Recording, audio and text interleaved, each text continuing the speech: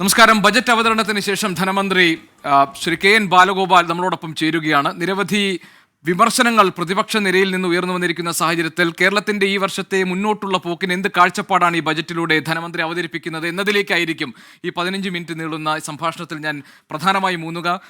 Finance minister നമ്മളോടൊപ്പം ചേരുന്നു. Minister, നമസ്കാരം, സ്വാഗതം. നമസ്കാരം. താങ്കൾ ഈ ബജറ്റ് അവതരണത്തിന് ശേഷം പിന്നീട് മാധ്യമങ്ങളെ കണ്ട് സംസാരിച്ചപ്പോൾ താങ്കൾ പറഞ്ഞത് ഈ ബജറ്റ് എന്ന് പറയുന്നത് കണക്കുകൾ ഒളിപ്പിച്ചു വെക്കാനാകുന്ന ഒന്നല്ലല്ലോ, അതുകൊണ്ട് കണക്കുകളൊക്കെ കൃത്യമായി ഈ പേപ്പറിൽ ഉണ്ട് എന്നാണ്. അതിലെ ബജറ്റ് പ്രസംഗത്തിന്റെ തുടക്കത്തിൽ തന്നെ പറയുന്നത് നമ്മുടെ നാടിന്റെ സാമ്പത്തിക സ്ഥിതി മെച്ചപ്പെട്ടുകൊണ്ടിരിക്കുന്നു എന്നാണ്. അങ്ങനെയാണെങ്കിൽ മിനിസ്റ്റർ എന്തുകൊണ്ടാണ് ക്ഷേമ പെൻഷൻ ഉയർത്തുന്നതും ശമ്പള പരിഷ്കരണവും പോലെയുള്ള ജനപ്രിയ പ്രഖ്യാപനങ്ങൾ, ഇതിപ്പോൾ ഈ പിണറായി സർക്കാരിന്റെ അവസാനത്തെ സമ്പൂർണ്ണ ബജറ്റാണ്, അങ്ങനെ ഒരു രാഷ്ട്രീയ പ്രാധാന്യം കൂടി ഉള്ളപ്പോൾ ഇത്തരത്തിലുള്ള ജനപ്രിയ പ്രഖ്യാപനങ്ങൾ നടത്താൻ താങ്കൾ മടിച്ചത് എന്തുകൊണ്ടാണ്?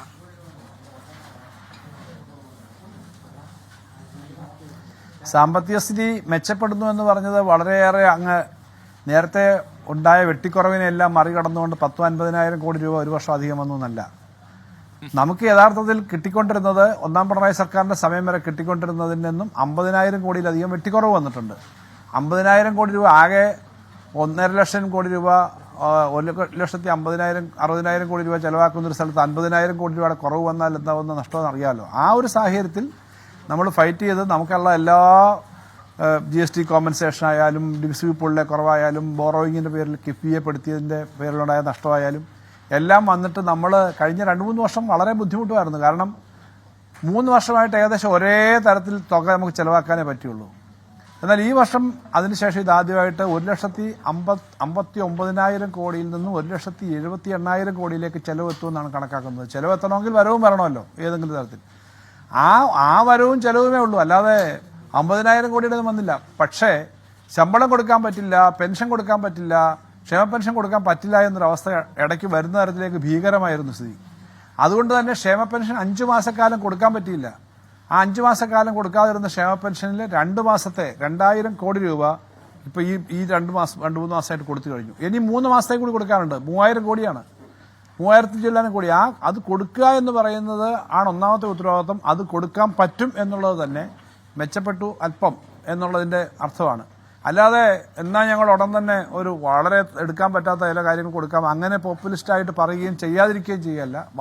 18 മാസം പെൻഷൻ കൊടുക്കാതിരിക്കുകയല്ല, പറഞ്ഞ കാര്യം ചെയ്യുക. അതിനൊപ്പം വളരെയേറെ കാര്യങ്ങളിൽ വലിയ നിക്ഷേപം, വലിയ വകയിരുത്തൽ, വലിയ മാറ്റം ഉണ്ടാകുന്ന പല കാര്യങ്ങളും വന്നിട്ടുണ്ട്. ആശുപത്രിയിൽ സ്ട്രോക്ക് ഫ്രീ ആയിട്ടുള്ള ചികിത്സയ്ക്ക് സ്ട്രോക്ക് ചികിത്സയ്ക്ക് എല്ലാ ജില്ലാ ആശുപത്രിയിലും സംവിധാനം കൊണ്ടുവന്നു. കരള് മാറ്റിവെക്കലിനും മജ്ജ മാറ്റിവെക്കലിനും ഉൾപ്പെടെ മെഡിക്കൽ കോളേജിൽ ഉൾപ്പെടെ പുതിയ സംവിധാനം വരുന്നു. അതായത് മിനിസ്റ്റർ, താങ്കൾ പറഞ്ഞു വരുന്നത് നമ്മളുടെ നിലവിലെ സാഹചര്യം കുറച്ചായി മെച്ചപ്പെട്ടു വരുന്നു എന്നല്ലാതെ വലിയ രീതിയിൽ മെച്ചപ്പെട്ടു എന്ന് പറയാൻ കഴിയില്ല. അങ്ങനെ ഒരു അവകാശവാദം ഉന്നയിക്കാറായിട്ടില്ല എന്നാണല്ലോ ഞാനത് മനസ്സിലാക്കുന്നു.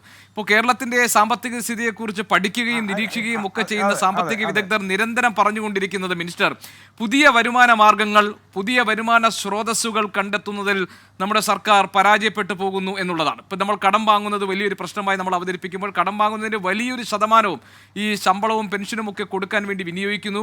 വികസന പദ്ധതികളിലൂടെ തിരിച്ചുള്ള വരുമാന മാർഗത്തിലേക്ക് ഈ കടം വാങ്ങുന്ന പണം ഉപയോഗിക്കാൻ കഴിയുന്നില്ല എന്നൊക്കെയുള്ള ആക്ഷേപങ്ങളാണ് നിരന്തരം ഉന്നയിക്കപ്പെടുന്നത്. നിലവിലെ ധനപ്രതിസന്ധി പൂർണ്ണമായി മറികടന്നിട്ടില്ല എന്ന് താങ്കൾ തന്നെ പറഞ്ഞ സ്ഥിതിക്ക് ഈ ഭൂമിയുടെ ന്യായവില ഇരട്ടിപ്പിക്കുക എന്നതിനൊക്കെ അപ്പുറത്തേക്ക് മറ്റെന്തെല്ലാം പുതിയ ധനാഗമന മാർഗങ്ങളാണ് ഈ ബജറ്റിലുള്ളത്?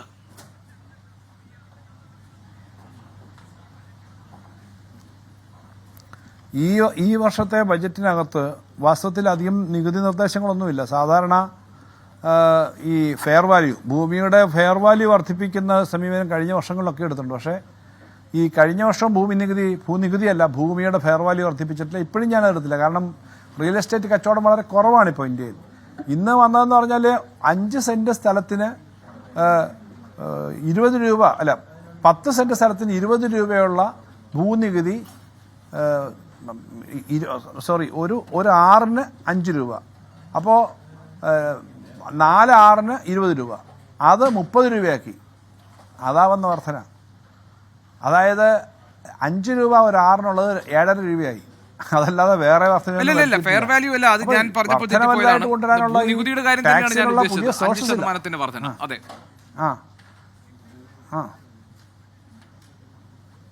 അതെ, ഭൂനികുതി എന്ന് പറഞ്ഞാൽ ഞാൻ ഈ പറഞ്ഞത് 5 രൂപ ഉള്ളത് 7.5 രൂപയായി ഒരു വർഷം.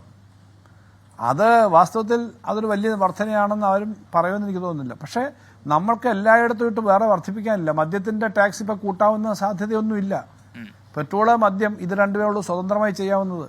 അപ്പോൾ അതിനകത്തൊന്നും നമ്മൾ എടുക്കാൻ പറ്റുന്നില്ല. മറ്റു കാര്യങ്ങൾ ചെയ്യാനുള്ള പരിമിതിയുണ്ട്. അതിനകത്തുള്ള കാര്യങ്ങളെല്ലാം ഒന്നും ചെയ്തിട്ടില്ല. അമിതമായ ബാധ്യതയൊന്നും അടിച്ചേൽപ്പിക്കാൻ പറ്റുന്നൊരു സാഹചര്യമല്ല.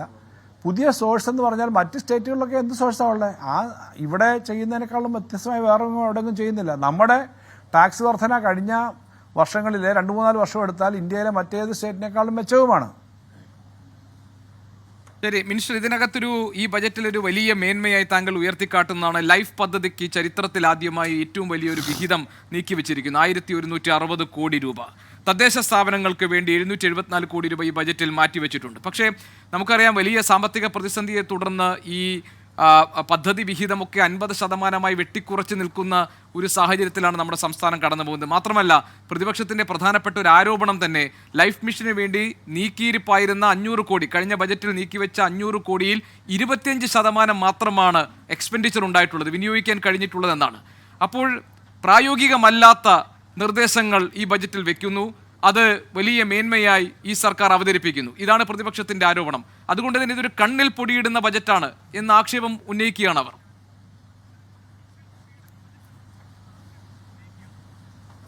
അല്ല, നമ്മൾ ഈ സർക്കാരിൻ്റെ ചെലവുകളും കണക്കുകളും ഒക്കെ മനസ്സിലാക്കുന്നത് എങ്ങനെയാണ്? അക്കൗണ്ടുകളിൽ കൂടിയാണ്. അത് പ്രിന്റ് ചെയ്യുന്ന അക്കൗണ്ട് മാത്രമല്ല, CAG പരിശോധിക്കുന്ന അക്കൗണ്ട് ഉൾപ്പെടെയാണ്. അങ്ങനെ നോക്കുമ്പം പൈസ ചിലവാക്കാതിരിക്കുകയാണെങ്കിൽ നമ്മുടെ സ്പെൻഡിങ്ങിൽ പൊതുവിൽ കണക്കിലും കുറയണമല്ലോ. കഴിഞ്ഞ വർഷം ആകെ 1,59,000 കോടി രൂപയാണ് അക്കൗണ്ട് അനുസരിച്ച് ചിലവായത്. അതിന് മുമ്പത്തെ വർഷവും 1,59,000 ചില്ലാനും കോടിയാണ്. ഈ വർഷം അത് 1,78,000 കോടി ആകുമെന്നാണ് ഇപ്പോഴത്തെ റിവൈസ്ഡ് ബഡ്ജറ്റ് കണക്കുകൾ പറയുന്നത്. ചിലപ്പോൾ 3,000-4,000 കോടിയുടെ വ്യത്യാസം വന്നേക്കാം. എന്നാലും ഇത്രയും കൂടുതൽ 1,78,000 കോടി 1,60,000 കോടിയിൽ നിന്ന് 1,78,000 കോടിയിലേക്ക് പോകുമ്പം അത് വർധനയാണല്ലോ, കുറവല്ലല്ലോ. അപ്പോൾ അതിനകത്ത് വർധനയുണ്ട്, വിചാരിക്കുന്ന അത്ര കാര്യങ്ങളില്ല. ഈ വർധന ഉണ്ടാകുന്നത് നല്ലതുപോലെ ടാക്സിൻ്റെ പ്രവർത്തനവും ബാക്കി പ്രവർത്തനവും ഭരണപരമായ പ്രവർത്തനവും നടന്നിട്ട് തന്നെയാണ്.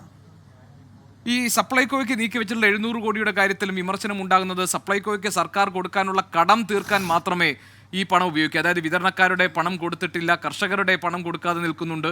അപ്പോൾ സപ്ലൈകോയ്ക്ക് ഫലത്തിൽ നീക്കിയിരിപ്പൊന്നുമില്ല എന്ന് പറഞ്ഞാൽ സപ്ലൈകോയുടെ പ്രവർത്തന മൂലധനം തന്നെ സർക്കാരിന് നൽകാൻ കഴിയാത്ത സ്ഥിതിയാണ്. 700 കോടി എന്ന് പറയുമ്പോഴും അത് സർക്കാർ കൊടുത്തു തീർക്കാനുള്ള പണം മാത്രമായി നിൽക്കുന്നു. ചുരുക്കത്തിൽ സപ്ലൈകോ ഒരു പ്രതിസന്ധി അഭിമുഖീകരിക്കാൻ പോകുന്നു കൂടുതലായി എന്നതാണ്.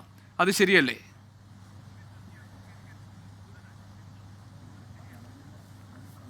അത് ശരിയല്ല. കാരണം സപ്ലൈകോയ്ക്ക് കൊടുത്തു തീർക്കാനും അല്ലെങ്കിൽ ഗവൺമെൻറ് എടുത്തതിൻ്റെ ഭാഗമായി കൊടുക്കാനുള്ള പണം ഉണ്ടെങ്കിൽ ഓരോ സമയത്തും കൊടുക്കും. ഇതെല്ലാം പൊതുമേഖലാ സ്ഥാപനങ്ങളാണ്. കഴിഞ്ഞ വർഷം മാർച്ചിൽ 1,400 കോടി രൂപയാണ് സപ്ലൈകോയ്ക്ക് വേണ്ടിയിട്ട് അവരെടുത്തതാണ്, പൊതുകാര്യത്തിനാണ്. 1,400 കോടിയാണ് കേരള ബാങ്കിൽ കൊടുത്തു തീർത്തത്. ഇങ്ങനെ ഓരോ ഘട്ടത്തിലും സർക്കാർ കൊടുക്കുകയും അത് മുന്നോട്ട് പോവുകയൊക്കെ ചെയ്യും. സപ്ലൈകോയുടെ പ്രവർത്തനത്തിന് പുറകോട്ട് വരാതെ കാര്യങ്ങൾ നന്നായി കൊണ്ടുപോകാൻ പറ്റുന്ന കാര്യത്തിനകത്ത് എല്ലാ ഉറപ്പും അതിൻ്റെ പ്രവർത്തനവും നടത്താൻ സർക്കാർ പ്രതിജ്ഞാബദ്ധമാണ്, നടക്കുകയും ചെയ്യും. അല്ല, താങ്കൾ പറഞ്ഞല്ലോ ഈ കണക്കുകൾ വെച്ചാണ് സംസാരിക്കേണ്ടതെന്ന് പറയുമ്പോൾ പ്രതിപക്ഷ നേതാവ് പറഞ്ഞത് ഇതേ കണക്കുകൾ വെച്ച് തന്നെ നോക്കുമ്പോൾ ഈ ബജറ്റ് യാഥാർത്ഥ്യബോധത്തോടു കൂടി ഉള്ളതല്ല എന്നാണ് വിമർശനം. മാത്രമല്ല, അദ്ദേഹം കുറച്ചുകൂടി ഷാർപ്പായിട്ട് ഈ ബജറ്റിനെ വിമർശിക്കുന്നത് ഇതൊരു ഫെയർവെൽ ബജറ്റാണ്. അദ്ദേഹം പറഞ്ഞത് ഒരു ബജറ്റിന് വേണ്ട അടുക്കും ചിട്ടയും രൂപം പോലും ഇല്ലാത്ത ബജറ്റ്, വിവിധ വകുപ്പുകളിൽ നിന്ന് കിട്ടിയിട്ടുള്ള നിർദ്ദേശങ്ങളെയൊക്കെ അടുക്കും ചിട്ടയും പോലും ഇല്ലാതെ ഒരു ബജറ്റായി അവതരിപ്പിച്ചിരിക്കുന്നു. ഇങ്ങനെയൊന്ന് ചരിത്രത്തിൽ ഇതുവരെ കഴിഞ്ഞ 10-25 കൊല്ലത്തെ ചരിത്രത്തിൽ കേരളത്തിൽ ഇതുപോലെ ബജറ്റ് കണ്ടിട്ടില്ല എന്ന ഭാഷയിലായിരുന്നു പ്രതിപക്ഷ നേതാവിന്റെ വിമർശനം. താങ്കൾ ശ്രദ്ധിച്ചു കാണും.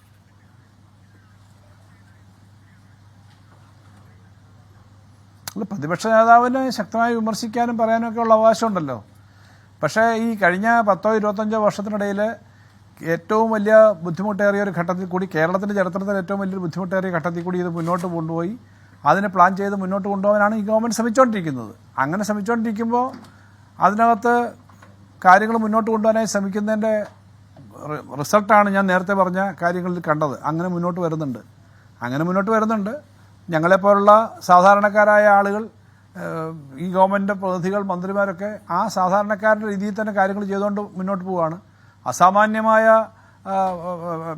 പ്രതിഭാവിലാസത്തോടുകൂടി കേന്ദ്രത്തിൽ നിന്ന് പണം തരാതിരിക്കുമ്പോൾ ഇത് ആകാശത്തു നിന്നങ്ങോട്ട് മായികമായി കൊണ്ടുവന്ന് അതിനെല്ലാം പണം ഉണ്ടാക്കി ചെയ്യാൻ പറ്റുന്ന അഭൗമമായ ശക്തിയൊന്നും ഞങ്ങൾക്കില്ല. ഞങ്ങൾക്ക് ഈ സാഹചര്യത്തിനകത്ത് ഇന്ത്യയിലെ ഏറ്റവും മെച്ചപ്പെട്ട തരത്തിലേക്ക് സാമ്പത്തിക വളർച്ച ഉണ്ടാക്കാൻ, ആ ഗ്രോത്ത് മാത്രമല്ല സ്പെൻഡിങ് ഉണ്ടാക്കാൻ തകർന്നു പോകാതെ മുന്നോട്ട് പോകാനായിട്ട് കഴിഞ്ഞിട്ടുണ്ട്. എന്നാൽ എളിയ അവകാശവാദം അല്ലാതെ ഞങ്ങൾക്ക് അതിനപ്പുറമൊന്നും വലിയ അവകാശവാദമൊന്നുമില്ല. ഇവിടെ ഇന്ത്യയിൽ ഈ കാര്യങ്ങൾ മറ്റ് സംസ്ഥാനങ്ങളിൽ നടക്കുന്നതിനേക്കാളും മെച്ചമായി നടത്തിക്കൊണ്ട് പോകുന്നു എന്നുള്ളത് കൊണ്ട് തന്നെയാണല്ലോ നീതി ആയോഗ് പോലുള്ള ഏജൻസികളും ഇന്ത്യയിലെ പല ഏജൻസികളും ഒന്നാം സ്ഥാനത്ത് കേരളത്തിന് അർഹത തന്ന, അല്ലെങ്കിൽ ഒന്നാം സ്ഥാനത്ത് കേരളമാണെന്നുള്ള അംഗീകാരം തന്നത്.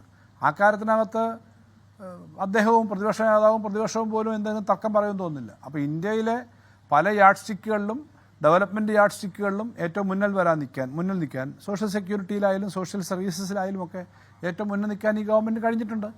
അത് ഈ ഗവൺമെൻറ് പൊതു സമീപനത്തിൻ്റെ ഭാഗമാണ്. ആ സമീപനം മുന്നോട്ട് കൊണ്ടുപോകുന്നതിൻ്റെ ഭാഗമായിട്ട് ഇനി ഇതിനേക്കാളും കൂടുതൽ വളർച്ച ഉണ്ടാവത്തേ ഉള്ളൂ. അതുകൊണ്ട് ഇതൊരു ഫെയർബെൽ ബഡ്ജറ്റാണോ, പിന്നെ കൂടുതൽ ആളുകൾ അംഗീകരിക്കുന്ന ബഡ്ജറ്റാണോ, LDF ഗവൺമെൻറ്റിനെ എങ്ങനെയാണ് ജനങ്ങൾ കാണുന്നതെന്നൊക്കെ ജനങ്ങൾക്ക് വിട്ടുകൊടുക്കാം. അഭിപ്രായം പ്രതിപക്ഷത്തിന് പറയാം, പക്ഷേ ജനങ്ങൾക്ക് ഇതിനെപ്പറ്റിയൊക്കെ അഭിപ്രായം ഉണ്ടല്ലോ. ശരി മിനിസ്റ്റർ, ഏതായാലും താങ്കൾ അനുവദിച്ച സമയം പൂർത്തിയായിരിക്കുന്നു എന്ന് ഞാൻ മനസ്സിലാക്കുന്നുണ്ട്. ഒരൊറ്റ ചോദ്യം കൂടി പറഞ്ഞ് നമുക്ക് ഈ സംഭാഷണം തൽക്കാലം അവസാനിപ്പിക്കാം. ഈ കേന്ദ്ര ബജറ്റ് ഇറങ്ങിയപ്പോൾ ഒരു ആക്ഷേപം ഉണ്ടായിരുന്നത് എല്ലാം ബീഹാറിന് വാരിക്കോരി കൊടുത്തു എന്നുള്ളതാണ്. പിന്നെ മാത്രമല്ല നമുക്കറിയാം അതാത് ധനമന്ത്രിമാർ അവരുടെ സംസ്ഥാനങ്ങളെ കൂടുതലായി പരിഗണിക്കുന്നു, അല്ലെങ്കിൽ രാഷ്ട്രീയം കണക്കിലെടുത്തുകൊണ്ട് വിവേചനം കാണിക്കുന്നു എന്നൊക്കെ. പക്ഷേ ഈ ബജറ്റിൽ താങ്കൾക്ക് നേരെ ചെറിയൊരു ആക്ഷേപമുണ്ടല്ലോ. കൊല്ലത്തോട് താങ്കൾ കാണിക്കുന്ന ഒരു അമിത സ്നേഹം, വിഴിഞ്ഞം, കൊല്ലം, പുനലൂർ ഈ വികസന ട്രയാങ്കിൾ ഉൾപ്പെടെയുള്ള പദ്ധതികൾ വെച്ച് നോക്കുമ്പോൾ അങ്ങനെ ഒരു അല്പം കൂടുതൽ സ്നേഹം സ്വന്തം ജില്ലയോട് ധനമന്ത്രി ഈ ബജറ്റിൽ കാണിച്ചു എന്ന് പറഞ്ഞാൽ അതൊരു ആക്ഷേപമാകുമോ?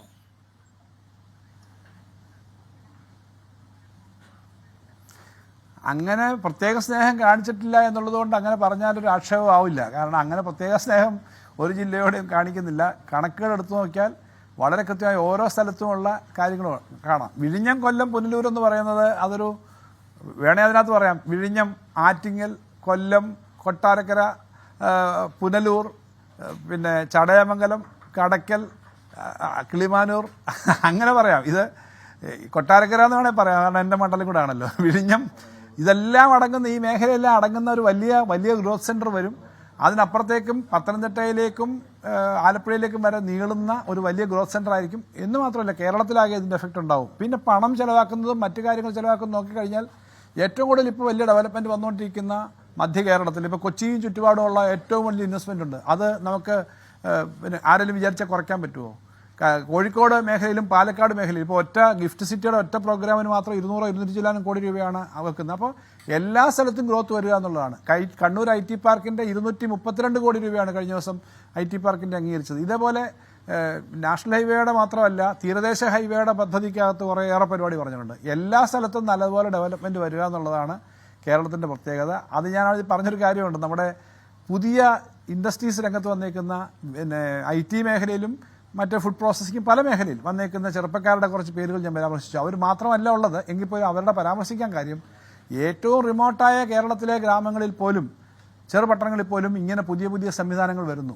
അതുമാത്രമാണ് അതിനകത്ത് വന്നേക്കുന്നത്. അല്ലാതെ ഒരു സ്ഥലത്ത് മാത്രമല്ല. ഈ പറഞ്ഞ തുകയെല്ലാം കൂട്ടിക്കഴിഞ്ഞാൽ അങ്ങനെ ഒരു സ്ഥലത്തായിട്ടൊരു കാര്യം വരത്തില്ല. പിന്നെ ഇപ്പം നമ്മുടെ എല്ലാ സ്ഥലങ്ങളിലും, അപ്പോൾ എൻ്റെ പ്രദേശമായിട്ടുള്ള കൊല്ലത്തുൾപ്പെടെ എല്ലാ സ്ഥലത്തും ധാരാളം കാര്യങ്ങൾ പുതുതായിട്ട് വരുന്നുണ്ട് എന്നുള്ളത് സന്തോഷകരമായ കാര്യമാണ്. തിരുവനന്തപുരത്ത് മെട്രോ റെയിൽ അടുത്ത വർഷം അതിൻ്റെ പ്രവർത്തനങ്ങൾ ഇതെല്ലാം ആരംഭിക്കും, അതിനുവേണ്ടിയിട്ടുള്ള പ്രാഥമിക കാര്യങ്ങൾ ആരംഭിക്കുമെന്ന് പറഞ്ഞതുപോലെ ഓരോ സ്ഥലത്തും ഡെവലപ്മെൻറ്റ് വരാനാണ്. തിരുവനന്തപുരവും കോഴിക്കോടും മെട്രോ റെയിൽ വേണം. ആദ്യം തന്നെ അടുത്ത വർഷം തിരുവനന്തപുരത്ത് വിഴിഞ്ഞം വരെയെങ്കിലും നീളുന്ന മെട്രോ റെയിലിൻ്റെ കാര്യങ്ങൾ ആലോചിച്ച് തുടങ്ങും. ഇങ്ങനെ ഓരോ കാര്യങ്ങളാണ് എടുക്കുന്നത്. പിന്നെ ഇത് ഈ പറഞ്ഞതിനകത്ത് വേറെ അടിസ്ഥാനമുണ്ടെന്ന് എനിക്ക് തോന്നുന്നില്ല. ശരി, ഏതായാലും മിനിസ്റ്റർ വളരെയധികം നന്ദി. താങ്കൾ ഈ തിരക്കുകൾക്കിടയിൽ ബജറ്റുമായി ബന്ധപ്പെട്ട ഈ ചോദ്യങ്ങൾക്ക് ഒരുപാട് ചോദ്യങ്ങൾ ഇനിയും അവശേഷിക്കുന്നുണ്ട്. ജൽജീവൻ മിഷനിലെ സംസ്ഥാന വിഹിതം നൽകുന്നത് അടക്കമുള്ള കാര്യങ്ങൾ എനിക്കൊന്ന് കുറെ കൂടി ആഴത്തിൽ കുറെ കാര്യങ്ങൾ ചോദിക്കാനും അറിയാനും മനസ്സിലാക്കാനും ഉണ്ടായിരുന്നു. പക്ഷേ എനിക്കറിയാം സമയപരിമിതി ഉണ്ട്, ഞാൻ അതിനെ മാനിക്കുന്നു. വളരെയധികം നന്ദി ധനമന്ത്രി ശ്രീ KN ബാലഗോപാൽ, താങ്കൾ ഈ സമയം 24-ന് വേണ്ടി നീക്കിവെച്ചതിന്. Thank you very much.